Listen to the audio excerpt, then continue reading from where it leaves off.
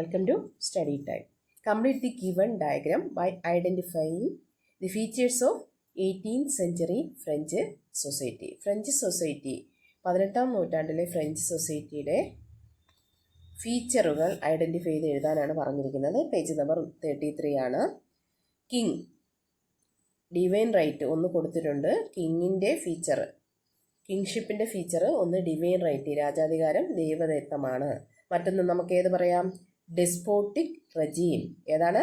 Despotic regime, സ്വേച്ഛാധിപത്യ ഭരണം.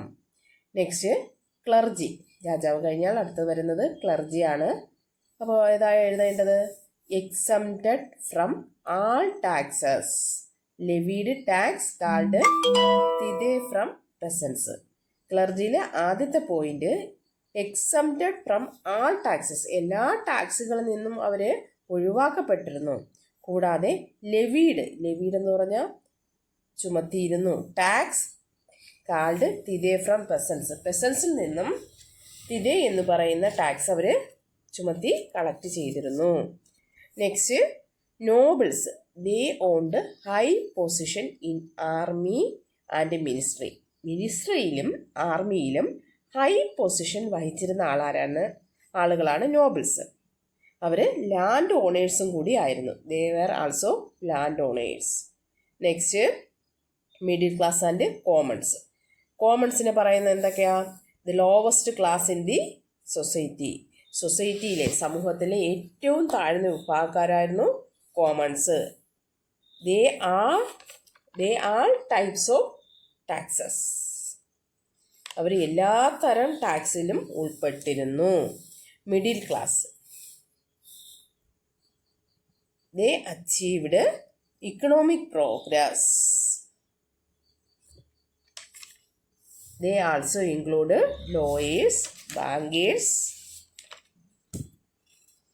etc. Middle class എന്ന് പറയുന്നത് അവർ എക്കണോമിക് പ്രോഗ്രസ് കൈവരിച്ചിരുന്നു. അവരെ ലോയേഴ്സും ബാങ്കേഴ്സും ടീച്ചേഴ്സും ഒക്കെ ഉൾപ്പെട്ടിരുന്നു. ഇത് നോട്ട് തരുമ്പോൾ ഞാൻ തരാം. Next economic crisis. Fourth reason of the French revolution എന്ന് പറയുന്നത് എക്കണോമിക് ക്രൈസിസ് ആണ്. In the 1770s the French agriculture sector faced a severe crisis. This was due to a decrease in production. This led to an increase in the price of cereals and bread. Between 1730 and 1789, the price of cereals increased by 60%. However, the increase in wages was only 22%. A severe shortage of fodder saw a huge decline in livestock. This affected one third of the population adversely. In 1770s, 1770കളിൽ the French agriculture sector faced a severe crisis. French agriculture sector, ഫ്രാൻസിലെ കാർഷിക രംഗം faced a severe crisis, ഒരു serious ആയ അല്ലെങ്കിൽ ഭീമാകാരമായ ഒരു crisis നേരിടേണ്ടി വന്നു. ആ ക്രൈസിസ് എന്തായിരുന്നു എന്നാണ് പറയുന്നത്. This was due to the decrease in production, ഉൽപാദനം ഡിക്രീസ് ചെയ്തു, കുറഞ്ഞു, വലിയ രീതിയിൽ കുറഞ്ഞു.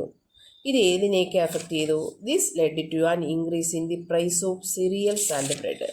സിറിയൽസിൻ്റെയും ബ്രെഡിൻ്റെയും പ്രൈസ് വർദ്ധിക്കുന്നതിന് കാരണമായി അഗ്രികൾച്ചർ ഉൽപ്പന്നങ്ങളുടെ പ്രൊഡക്ഷൻ ഡിക്രീസ് ചെയ്തപ്പോൾ, കുറഞ്ഞപ്പോൾ അവിടെ ഷോർട്ടേജ് വന്നു, ഭക്ഷ്യ ഉൽപ്പന്നങ്ങളുടെ ഷോർട്ടേജ് വന്നു. അപ്പോൾ സ്വാഭാവികമായിട്ടും അതെന്ത് ചെയ്യും?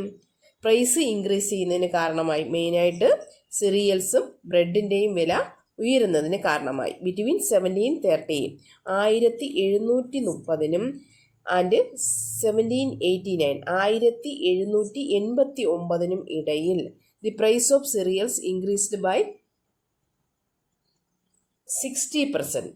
സിറിയൽസിൻ്റെ പ്രൈസ് വില എന്ന് പറയുന്നത് 60% വർദ്ധിച്ചത്. എന്നാൽ അതിനനുസരിച്ച് തൊഴിലാളികളുടെ വേതനം അല്ലെങ്കിൽ അവരുടെ കൂലി ശമ്പളം വർദ്ധിച്ചില്ല. However the increase in wages was only 22%. അവരുടെ വേതനം 22% വർദ്ധിച്ചത്. എന്നാൽ ഭക്ഷ്യ സാധനങ്ങളുടെ വില 60% വർദ്ധിച്ചു. ഒരാൾക്ക് 1000 രൂപ കൂലിയുണ്ട്, പക്ഷേ വാങ്ങാൻ പോകുന്ന സാധനത്തിന് 1200 രൂപ വിലയാണെങ്കിൽ അയാൾക്ക് ആ സാധനം വാങ്ങാൻ പറ്റുമോ? അതേ അവസ്ഥയാണ് അവിടെയും സംജാതമായത്. This a severe shortage of fodder സൈ huge decline in livestock. അതുപോലെ തന്നെ കാലിത്തീറ്റയുടെ ഉൽപാദനത്തിലും ഒരു വലിയ ഷോർട്ടേജ് വന്നു. ഇത് ലൈവ് സ്റ്റോക്ക്, കന്നുകാലി വളർത്തുന്നത് അവർക്കും വളരെയധികം ബുദ്ധിമുട്ടുണ്ടായി. ഇത് ലൈവ് സ്റ്റോക്ക്, കന്നുകാലികളെല്ലാം എന്ത് ചെയ്തു? അവരുടെ എണ്ണത്തിലും ഗണ്യമായ കുറവുണ്ടായി. This affected 1/3 of the population adversity. 1/3 of the population, പോപ്പുലേഷൻ്റെ 1/3 വരുന്ന ജനങ്ങളെ, ആരാണ് ആ ആൾക്കാർ? കോമൺസ്. അവർ കൃഷിയെ ആശ്രയിച്ച് ജീവിക്കുന്നവരാണ്. അപ്പോൾ കന്നുകാലികളുടെ ഫുഡിലും കന്നുകാലികളുടെ എണ്ണത്തിലും കുറവുണ്ടായി. അതുപോലെ തന്നെ സാധാരണ ജനങ്ങളുടെ വേതനം വർദ്ധിച്ചില്ല, പക്ഷേ അവരുടെ വാങ്ങുന്ന സാധനങ്ങളുടെ വില 60% വർദ്ധിച്ചു. ഇതൊക്കെ സാധാരണക്കാരായ ജനങ്ങളെ ഒരുപാട് പ്രതികൂലമായിട്ട്, അഡ്വേഴ്സ്ലി എന്ന് പറഞ്ഞാൽ പ്രതികൂലമായിട്ട് ബാധിച്ചു. According to the trade agreement signed by France with Britain, there was a huge reduction to import duties on British product. അതിനിടയ്ക്ക് ഫ്രാൻസ് ബ്രിട്ടനുമായൊരു വ്യാപാര കരാറിൽ, ട്രേഡ് എഗ്രിമെൻറ്റിൽ ഒപ്പുവെച്ചു. ഇതിൻ്റെ ഫലമായിട്ട് ഇമ്പോർട്ട് ഡ്യൂട്ടിയിൽ റിഡക്ഷൻ കൊടുത്തു. ആര്? ഫ്രാൻസ്. ആർക്ക്? ബ്രിട്ടന്. ബ്രിട്ടൻ അവിടെ നിന്ന് ഇറക്കുമതി ചെയ്യുന്ന സാധനങ്ങളുടെ ഡ്യൂട്ടി, ഇറക്കുമതി ഡ്യൂട്ടിയിൽ ഇറക്കുമതി തീരുവ എന്ത് ചെയ്തു? വളരെയധികം കുറച്ചു. അപ്പോൾ എന്ത് ചെയ്യും? ബ്രിട്ടൻ ഒരുപാട് സാധനങ്ങൾ എന്ത് ചെയ്യും? അവർ ഫ്രാൻസിലോട്ട് ഇറക്കുമതി ചെയ്തു. ഇതുമൂലം അവിടെ ചില കുഴപ്പങ്ങളുണ്ടായി. The French market was flooded with British product and made native artisans unemployed. ഇത് നിമിത്തം ഫ്രഞ്ച് മാർക്കറ്റിൽ വാസ് ഫ്ലഡഡ് എന്ന് പറഞ്ഞാൽ ഫ്രഞ്ച് മാർക്കറ്റിൽ പ്രളയം എന്നല്ല, ബ്രിട്ടീഷ് സാധനങ്ങൾ കൊണ്ട് നിറഞ്ഞു. അതുകൊണ്ട് തന്നെ ഇത് ആർക്കാ നഷ്ടം വരുത്തിയത്? അവിടെയുള്ള നേറ്റീവ് ആർട്ടിസൻസ്, അവിടെയുള്ള സാധാരണക്കാരായ കച്ചവടക്കാർക്ക് എന്ത് ചെയ്തു? അവരുടെ സാധനങ്ങൾ അവർക്ക് ഒട്ടും വില കിട്ടിയതുമില്ല, അവർക്ക് തൊഴിൽ നഷ്ടപ്പെടുകയും ചെയ്തു. This disgruntled farmers, artisans and other workers to the street against the government. ഇതെന്ത് ചെയ്ത്? ഇതിൽ അസംതൃപ്തരായ, ഡിസ്ഗ്രണ്ടഡ് എന്ന് പറഞ്ഞാൽ അസംതൃപ്തരായ ഫാർമേഴ്സും കർഷകരും, ആർട്ടിസൻസ് കരകൗശല വിദഗ്ധരും മറ്റുള്ള വർക്കേഴ്സും എന്ത് ചെയ്തു? ഗവൺമെൻറ്റിനെതിരായി തെരുവിലിറങ്ങി. കാരണം ഈ ഗവൺമെൻറ് ആണല്ലോ ബ്രിട്ടീഷുകാരുമായിട്ട് കരാറിൽ ഏർപ്പെട്ടതും അവരുടെ സാധനങ്ങൾ ഫ്രഞ്ച് സൊസൈറ്റിയിൽ, ഫ്രാൻസിൽ വ്യാപകമായിട്ട് വില കുറച്ച് കിട്ടിയതും. അതുകൊണ്ടാണല്ലോ അവർക്ക് സാധനങ്ങൾ വിൽക്കാൻ പറ്റാത്തത്. To overcome the economic crisis, ഈ എക്കണോമിക് ക്രൈസിസ് ഓവർകം ചെയ്യുന്നതിന് വേണ്ടി, തരണം ചെയ്യുന്നതിന് വേണ്ടി, ഓവർകം ചെയ്യുക എന്ന് പറഞ്ഞാൽ തരണം ചെയ്യുന്നതിന് വേണ്ടി കിങ് ലൂയി 16 ബോറോവിഡ്, കിങ് ലൂയി 14, രാജാവായ ലൂയി 16 ബോറോവിഡ് ഹ്യൂജ് സംസ് ഫ്രം ബാങ്കേഴ്സ്. ബാങ്കുകാരിൽ നിന്നും അയാൾ ലൂയി 16 ബാങ്കർമാരിൽ നിന്നും ഒരു വലിയ തുക എന്ത് ചെയ്തു? കടം വാങ്ങാൻ തുടങ്ങി. എന്തിനാ? ഈ ഇക്കണോമിക് ക്രൈസിസ് മറികടക്കുന്നതിന് വേണ്ടി. In exchange for these loans the government issued bonds. ഈ ലോണുകൾ ഇങ്ങനെ എക്സ്ചേഞ്ച് ചെയ്യുന്നതിന് പകരമായിട്ട് ഗവൺമെൻറ് എന്ത് ചെയ്തു? ബോണ്ടുകൾ ഇഷ്യൂ ചെയ്തു. ആർക്ക്? ബാങ്കർമാർക്കും. ദി എം ഡി കോഫേഴ്സ് എന്ന് പറഞ്ഞാൽ ഖജനാവ്, ശൂന്യമായ ഖജനാവ് discouraged bankers from lending more money. കൂടുതൽ മണി നൽകുന്നതിൽ വലിയ താല്പര്യമൊന്നും ബാങ്കേഴ്സ് കാണിച്ചില്ല. കാരണം എന്താ? ഖജനാവ് ശൂന്യമാണ്. അപ്പോൾ ഇനിയും പണം കൊടുത്താൽ എന്ത് ചെയ്യും? തങ്ങളുടെ പണം നഷ്ടപ്പെടുമെന്നോർത്ത് ബാങ്കേഴ്സ് എന്ത് ചെയ്തു? അവരിതിനെ പ്രോത്സാഹിപ്പിച്ചില്ല. One of the main reasons why the middle class that included bankers. കൂടാതെ ഈ ബാങ്കേഴ്സിൽ ഉൾപ്പെട്ടിരുന്നതിൽ ഭൂരിഭാഗം ആൾക്കാരും ആരായിരുന്നു? മിഡിൽ ക്ലാസ് ആയിരുന്നു. Opposite the government was this inequality in taxation.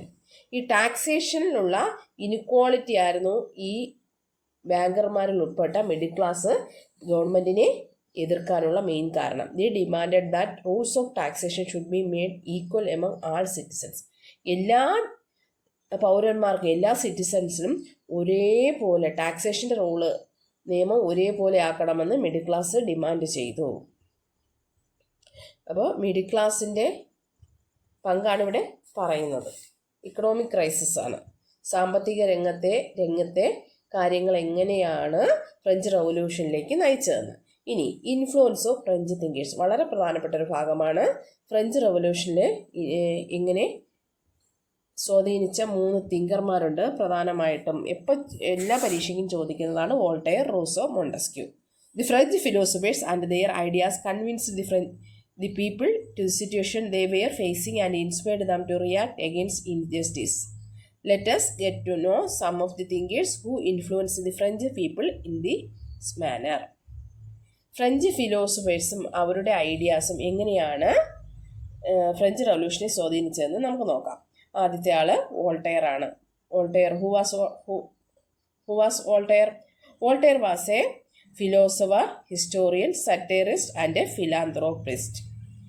Voltaire എന്ന് പറയുന്നത്, വോൾട്ടയർ ഒരു ഫിലോസഫർ ആയിരുന്നു, തത്വചിന്തകനായിരുന്നു, ഹിസ്റ്റോറിയനായിരുന്നു, ചരിത്രകാരനായിരുന്നു, സറ്റൈറിസ്റ്റ് ആക്ഷേപഹാസ്യകാരനായിരുന്നു, ആൻഡ് ഫിലാന്ത്രോപ്പിസ്റ്റ് ഒരു മനുഷ്യസ്നേഹിയും ആയിരുന്നു. He was not an atheist. അദ്ദേഹം ഒരു അത്തീസ്റ്റ്, നിരീശ്വരവാദി അല്ലായിരുന്നുവെങ്കിലും he constantly criticised the clergy through his articles. അദ്ദേഹം ദൈവവിശ്വാസിയൊക്കെ തന്നെയായിരുന്നു, എങ്കിലും അദ്ദേഹം ക്ലർജിയെ, പുരോഹിത വർഗത്തിനെ അദ്ദേഹത്തിൻ്റെ ആർട്ടിക്കിൾസിലൂടെ, ലേഖനങ്ങളിലൂടെ അദ്ദേഹം വിമർശിച്ചിരുന്നു. He was expelled from France due to his stands and writings. അദ്ദേഹത്തിൻ്റെ നിലപാട്, സ്റ്റാൻഡ്സ് എന്ന് പറഞ്ഞാൽ നിലപാടുകളുടെയും എഴുത്തുകളുടെയും അടിസ്ഥാനത്തിൽ അദ്ദേഹത്തെ ഈ ക്ലർജിയൊക്കെ വിമർശിക്കുകയും രാജാവിനെയൊക്കെ വിമർശിക്കുകയും ചെയ്തതിൻ്റെ പേരിൽ അദ്ദേഹത്തെ രാജ്യത്തു നിന്നും എക്സ്പെൽ ചെയ്തു, പുറത്താക്കപ്പെടുകയാണ് ചെയ്തത്. അടുത്ത ആൾ Rousseau. Rousseau was an educational philosopher. അദ്ദേഹം ഒരു എഡ്യൂക്കേഷണൽ ഫിലോസഫർ ആയിരുന്നു, വിദ്യാഭ്യാസ ഫിലോസഫർ ആയിരുന്നു. And a political theorist. അദ്ദേഹം ഒരു പൊളിറ്റിക്കൽ തിയറിസ്റ്റ്, രാഷ്ട്രീയ തിയറിസ്റ്റും കൂടിയായിരുന്നു. His work the social contract. അപ്പോൾ who wrote the social contract എന്ന് ചോദിച്ചാൽ ആരാണെന്ന് പറയും? റൂസോ. ദി സോഷ്യൽ കോൺട്രാക്ട് എഴുതിയത് റൂസോയാണ്. Defined the relationship between the citizen and the state. Social കോൺട്രാക്റ്റിൽ അദ്ദേഹം ഡിഫൈൻ ചെയ്തിട്ടുണ്ട്, വ്യക്തമായിട്ട് നിർവചിച്ചിട്ടുണ്ട്. എന്താണ് ഒരു സിറ്റിസൺ, ഒരു പൗരനും ഒരു രാജ്യവും, സ്റ്റേറ്റ് എന്ന് പറഞ്ഞാൽ രാജ്യമാണ്, രാജ്യവും പൗരനും തമ്മിലുള്ള ബന്ധം എന്താണെന്ന് അദ്ദേഹം ഡിഫൈൻ ചെയ്തിരിക്കുന്ന ബുക്കാണ് the social contract. Rousseau stated, Rousseau അതിൽ പറഞ്ഞിരിക്കുന്നു, the people created the king. ജനങ്ങളാണ് രാജാവിനെ ക്രിയേറ്റ് ചെയ്യുന്നത്. Through a contract for their welfare and upliftment. ജനങ്ങളുടെ ക്ഷേമത്തിനും ഉന്നമനത്തിനും വേണ്ടി അവർ ഒരു കരാറ് ഉണ്ടാക്കി രാജാവിനെ ജനങ്ങൾ ക്രിയേറ്റ് ചെയ്യുന്നു. However the king has violated his responsibilities. എന്നാൽ രാജാവ് തൻ്റെ കടമകൾ, ജനങ്ങളോടുള്ള കടമകൾ വയലേറ്റ് ചെയ്താൽ, കൃത്യമായി നിർവഹിച്ചില്ല എങ്കിൽ, therefore he was lost the right to rule. അദ്ദേഹം പിന്നെ ജനങ്ങളോടുള്ള കടമകൾ നിർവഹിക്കുന്നതിൽ അദ്ദേഹം പരാജയപ്പെട്ടാൽ, അല്ലെങ്കിൽ അത് വയലേറ്റ് ചെയ്യാൽ, അദ്ദേഹത്തിൻ്റെ റെസ്പോൺസിബിലിറ്റി വയലേറ്റ് ചെയ്താൽ അദ്ദേഹത്തിന് പിന്നെ ഭരിക്കാനുള്ള അവകാശമില്ല എന്ന് അദ്ദേഹം ഈ പുസ്തകത്തിൽ പറഞ്ഞു. ഹി ആർഗ്യൂഡ് ദാറ്റ്, അദ്ദേഹം ഇങ്ങനെ ആർഗ്യൂ ചെയ്തു, good laws create good citizens. Good laws, നല്ല നിയമങ്ങൾ നല്ല പൗരനെ സൃഷ്ടിക്കുന്നു. അപ്പോൾ ഈ കോട്ട്സുകളും അദ്ദേഹം പറഞ്ഞിരുന്ന കാര്യങ്ങളും എല്ലാം ഒന്ന് ഓർത്തിരിക്കണം. Who stated good laws create good citizens? ആരാണ് പറഞ്ഞത് good laws create good citizens? ആരാണ്? റൂസോയാണ് പറഞ്ഞത്. Rousseau opposed the existing power structure. റൂസോ അവിടെ അന്ന് ഫ്രാൻസിൽ നിലനിന്നിരുന്ന സ്ട്രക്ചർ, പവർ, അധികാര ഘടനയെ അദ്ദേഹം his ideas were based on naturalism. റൂസോയുടെ ആശയങ്ങളെല്ലാം പ്രകൃതിവാദത്തിൽ അധിഷ്ഠിതമായിരുന്നു. അതാണ് naturalism. Man is born free. മനുഷ്യൻ ഫ്രീ ആയാണ് ജനിക്കുന്നത്, സ്വതന്ത്രനായാണ് ജനിക്കുന്നത്. But everywhere he's in chains. എന്നാൽ മനുഷ്യൻ സ്വതന്ത്രനായി ജനിക്കുന്ന മനുഷ്യൻ എല്ലായിടത്തും ചങ്ങലകളാൽ ബന്ധിക്കപ്പെട്ടവനാണ്. ഈ കോട്ട് വളരെ ഫേമസ് ആണ്, വേൾഡ് ഫേമസ് ആയ കോട്ടാണ്. ഇത് എക്സാമിന് ചോദിക്കും. ഇതിൽ പറഞ്ഞിരിക്കുന്ന ഈ പാരഗ്രാഫ് വളരെ പ്രാധാന്യം അർഹിക്കുന്നതാണ്.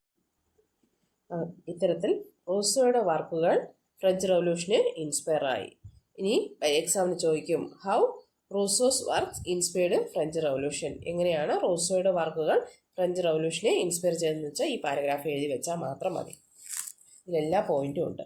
Next, philosopher Montesquieu criticised the evils in the church and tyranny. ചർച്ചിലും നിലനിന്നിരുന്ന ഈവിൾസിനെയും ടിറണി സ്വേച്ഛാധിപത്യത്തെയും അതിലെ ഈവിൾസിനെയും തുറന്നു കാട്ടുകയും അതിനെ വിമർശിക്കുകയും ചെയ്ത മറ്റൊരു ഫിലോസഫറാണ് മോണ്ടസ്ക്യൂ.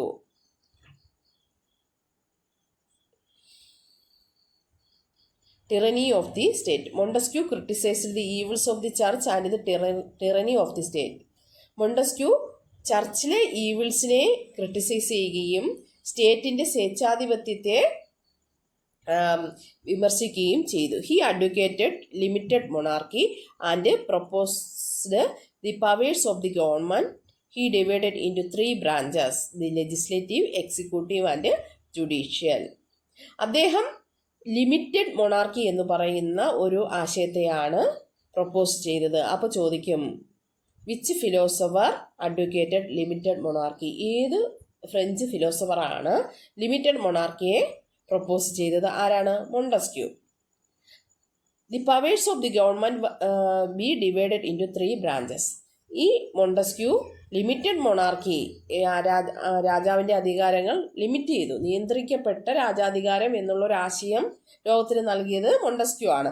അതുകൂടാതെ അദ്ദേഹം ഗവൺമെൻറ്റിൻ്റെ 3 ബ്രാഞ്ചുകളായിട്ട് തിരിച്ചു. ഒന്ന് ലെജിസ്ലേറ്റീവ്, ഇപ്പോൾ ഉള്ളതുപോലെ നിയമനിർമ്മാണം. മറ്റൊന്ന് നിർമ്മിക്കുന്ന നിയമങ്ങൾ നടപ്പിലാക്കുന്ന എക്സിക്യൂട്ടീവ്. ലെജിസ്ലേറ്റീവ് നിയമനിർമ്മാണം, എക്സിക്യൂട്ടീവ് ഉദ്യോഗസ്ഥ വൃന്ദം, ആൻഡ് ദി ജുഡീഷ്യറി എന്ന് പറയുന്ന നീതിന്യായം. To ensure the freedom of individuals. വ്യക്തികളുടെ സ്വാതന്ത്ര്യം ഉറപ്പുവരുത്തുന്നതിന് വേണ്ടി ഗവൺമെൻറ്റിനെ 3ആയിട്ട് തിരിക്കണമെന്ന് അദ്ദേഹം പറഞ്ഞു. His famous work the spirit of laws. The spirit of laws എഴുതിയത് അദ്ദേഹമാണ്. ആരാ? Montesquieu. Analysis the principles of government and the evolution of law and the constitution. Spirit of law എന്ന് പറയുന്ന ബുക്കിൽ അദ്ദേഹം ഗവൺമെൻറ്റിൻ്റെ പ്രിൻസിപ്പിൾസിനെ അനാലിസിസ് ചെയ്യുകയും കോൺസ്റ്റിറ്റ്യൂഷനെയും എവല്യൂഷൻ ഓഫ് ലോ, നിയമങ്ങൾ ഉരുത്തിരിഞ്ഞു വരുന്നത് എങ്ങനെയാണെന്ന് അദ്ദേഹം അതിൽ വിശദീകരിച്ചു. The ideas of the British philosopher. ഇത് 3ഉം റൂസോ, വോൾട്ടയർ, റൂസോ, മോണ്ടസ്ക്യൂ, ഇത് 3ഉം ഫ്രഞ്ച് ഫിലോസഫറാണ്. ഇനി പറയാൻ പോകുന്നത് ബ്രിട്ടീഷ് ഫിലോസഫറായ ജോൺ ലോക്കിനെ കുറിച്ചാണ്. The ideas of the British philosopher John Locke also had a decisive impact on the French. French റവല്യൂഷന് ഫ്രാൻസിന് പുറത്തു നിന്നുള്ള ഒരു ഫിലോസഫറുടെ ഐഡിയാസും ഇൻസ്പയർ ആയി. അതാണ് ആര്? ബ്രിട്ടീഷ് ഫിലോസഫറായ John Locke. His famous work two treatises of government. Treatises of government എഴുതിയത് ബ്രിട്ടീഷ് ഫിലോസഫറായ ജോൺ ലോക്കാണ്. Rejected the divine right and tyranny of the king. അദ്ദേഹത്തിൻ്റെ ബുക്കിലൂടെ ജോൺ ലോക്ക് ഡിവൈൻ റൈറ്റ് തിയറിയെ റിജക്റ്റ് ചെയ്യുകയും നിരാകരിക്കുകയും രാജാവിൻ്റെ സ്വേച്ഛാധിപത്യത്തെയും ഡിവൈൻ റൈറ്റ് തിയറിയും റിജക്റ്റ് ചെയ്തു. Economist known as physiocrats. ഇനി പറയുന്ന ഇത് ശ്രദ്ധിച്ച് കേൾക്കണം. ഫിസിയോക്രാറ്റ്സ് എന്ന് പറയുന്ന ഹൂ വെയർ ഫിസിയോക്രാറ്റ്സ്? ആരാണ് ഫിസിയോക്രാറ്റ്സ് എന്ന് ചോദിക്കാം. Economist known as physiocrats also influence the French revolution. French റവല്യൂഷനെ സ്വാധീനിച്ച മറ്റൊരു വിഭാഗമാണ് സാമ്പത്തിക വിദഗ്ധരായ ഫിസിയോക്രാറ്റ്സ്. അവർ സാമ്പത്തിക വിദഗ്ധരായിരുന്ന physiocrats. Prominent among them were Turgot and Necker. നെക്കറും ടർഗോയായിരുന്നു ഈ ഫിസിയോക്രാറ്റ്സിലെ പ്രമുഖർ. Turgot was an adviser to Louis 16. Who convinced many plans to improve the economic situation of France. ഇതിൽ ടർഗോയും നെക്കറും ഫിസിയോക്രാറ്റ്സ് ആയിരുന്നു. അതിൽ ടർഗോ ലൂയി 16 ഉപദേഷ്ടാവായിരുന്നു. അദ്ദേഹം രാജ്യത്തിൻ്റെ ഫ്രാൻസിൻ്റെ സാമ്പത്തിക സ്ഥിതി ഇംപ്രൂവ് ചെയ്യുന്നതിന് വേണ്ടി പുരോഗമിക്കുന്നതിന് വേണ്ടി പല പ്ലാനുകളും കൊണ്ടുവന്നു. These economic policies reflected the interest of the middle class. ഈ ടർഗോയുടെ ഇക്കണോമിക് പോളിസികളെല്ലാം തന്നെ മിഡിൽ ക്ലാസിൻ്റെ താല്പര്യങ്ങൾക്ക് അനുസൃതമായിരുന്നു.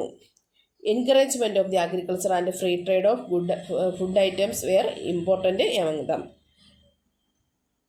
കൃഷിയെ പ്രോത്സാഹിപ്പിക്കുകയും ഫ്രീ ട്രേഡ് സ്വതന്ത്ര വ്യാപാരത്തെയും കൃഷിയെയും അദ്ദേഹം പ്രോത്സാഹിപ്പിക്കുകയും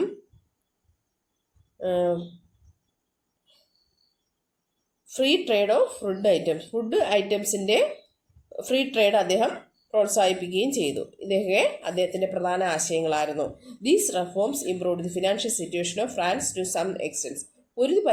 ഒരു പരിധിവരെ ഫ്രാൻസിൻ്റെ ഫിനാൻഷ്യൽ സിറ്റുവേഷൻ ഇംപ്രൂവ് ചെയ്യുന്നതിന് കാരണമായി. However Marie Antoinette unwillingness to cut back on spending. These reforms improved the financial situation of France to some extent. ഒരു പരിധിവരെ ഫ്രാൻസിൻ്റെ ഫിനാൻഷ്യൽ സിറ്റുവേഷനെ ഇംപ്രൂവ് ചെയ്യാൻ ടർഗോയുടെ പരിഷ്കാരങ്ങൾ സഹായിച്ചു. എന്നാൽ അവിടുത്തെ രാജ്ഞിയായിരുന്ന മേരി ആന്റോയിനറ്റിൻ്റെ അപ്രീതിക്ക് പാത്രമായി അദ്ദേഹം തൻ്റെ പോസ്റ്റ് തെറിക്കുകയും അദ്ദേഹത്തെ ഭരണത്തിൽ നിന്ന് മാറ്റി നിർത്തുകയും ചെയ്തു. Due to the queen's opposition Louis 16 dismissed Turgot from his ministry. അപ്പോൾ രാജ്ഞിയുടെ കയ്യിലെ ഒരു കളിപ്പാവ മാത്രമായിരുന്നു രാജാവ്. അതുകൊണ്ട് തന്നെ രാജ്ഞിയുമായിട്ടുള്ള എതിർപ്പ് നിമിത്തം ടർഗോയെ ലൂയി 16 അദ്ദേഹത്തിൻ്റെ മന്ത്രിമാരിൽ നിന്നും എടുത്തു കളഞ്ഞു, ഡിസ്മിസ് ചെയ്തു. പകരം അദ്ദേഹം അപ്പോയിന്റ് ചെയ്തത് ആരായിരുന്നു? നെക്കറിനെ അപ്പോയിൻമെൻറ്റ് ചെയ്തു. Necker was appointed as a new adviser. പുതിയ അഡ്വൈസറായിട്ട് നെക്കറിനെ അപ്പോയിൻമെൻറ്റ് ചെയ്തു. അദ്ദേഹം എന്ത് ചെയ്തു? ഈ ടർഗോയുടെ പാത പിന്തുടർന്നു. He tried to continue the reforms of Turgot but was expelled due to the war with England. എന്നാൽ ഇംഗ്ലണ്ടുമായുള്ള യുദ്ധം നിമിത്തം അദ്ദേഹത്തെ ഭരണത്തിൽ നിന്നും എടുത്തു കളഞ്ഞു. He was also faced the opposition from national assembly. കൂടാതെ അദ്ദേഹത്തിന് നാഷണൽ അസംബ്ലിയിൽ നിന്നും ഒരുപാട് എതിർപ്പുകൾ നേരിടേണ്ടി വന്നു. The advisers who were appointed after Necker also failed to improve the economic condition of France. Finally, the king was forced to change his decision and call Necker again. എന്നാൽ നെക്കറിന് ശേഷം വന്ന ആൾക്കാരെല്ലാം തന്നെ ഫ്രാൻസിൻ്റെ ഇക്കണോമിക് കണ്ടീഷനെ കാര്യമായ സംഭാവനകളൊന്നും നൽകാൻ കഴിഞ്ഞില്ല. അതുകൊണ്ട് തന്നെ രാജാവ് നിർബന്ധിതനായി നെക്കറിനെ വീണ്ടും വിളിക്കാൻ. Salons and coffee houses in ഫ്രാൻസിൽ സലൂണുകളും കോഫി ഹൗസസും ജനങ്ങൾ തമ്മിലുള്ള ആശയവിനിമയത്തിനുള്ള ഒരു സ്ഥലമായി മാറി. വെറുമുള്ള ഒരു കോഫി ഹൗസിലും സലൂണിലും പോയിരുന്ന് വെറുതെ അവർ സംസാരിക്കുകയല്ല ചെയ്തത്. ഇത് പൊളിറ്റിക്കൽ ഡിസ്കഷനും രാഷ്ട്രീയമായ ചർച്ചകൾക്ക് വഴിതെളിച്ച 2 സ്ഥലങ്ങളായിരുന്നു സലൂണുകളും coffee ഹൗസസും. Educated and enlightened women organized saloons in their homes.